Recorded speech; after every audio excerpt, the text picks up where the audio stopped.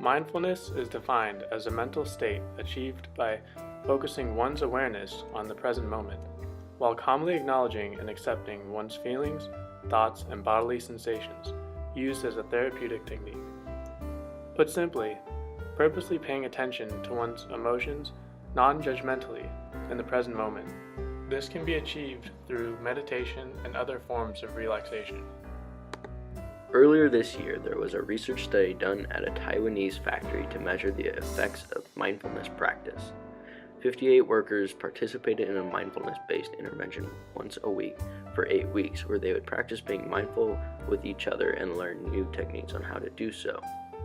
Another 54 workers were used as a control group that worked the same job, but were not subjected to the interventions. After 8 weeks, both groups were questioned and had their happiness, mental health, and physical health measured.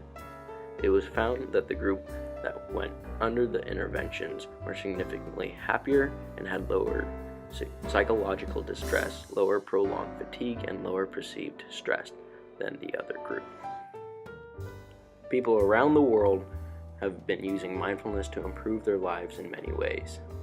When you are aware of all of your emotions, including happiness, sadness, and anger, you can recognize when these feelings come up and improve upon them. For example, if you are aware of yourself becoming anxious, you can accept that feeling, take some deep breaths, and move on from the moment. People who regularly practice mindfulness are found to show more empathy and compassion towards friends and family, and have an overall more meaningful relationship with others. They are also found to be more relaxed and have less stress and anxiety. They are also, in general, happier people. Mindfulness is not limited to these examples. There are countless ways that mindfulness improves lives, and the only way to find them all is to try it yourself.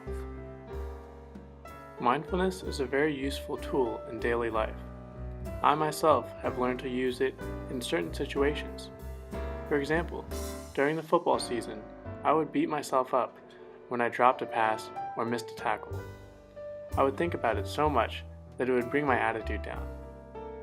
By using mindfulness, when such things like this occurred, I took anchor breaths and didn't allow my mistake to affect how I would play next. I refocused myself and made my objective to live in the present moment rather than dwell on the past. Mindfulness is also a useful technique in school. Before a big test or quiz, I take a moment to breathe and focus on the task at hand. By doing this, I never let the moment get too big or let anxiety get the best of me. I'm able to focus better and feel better about myself when I previously was very stressed.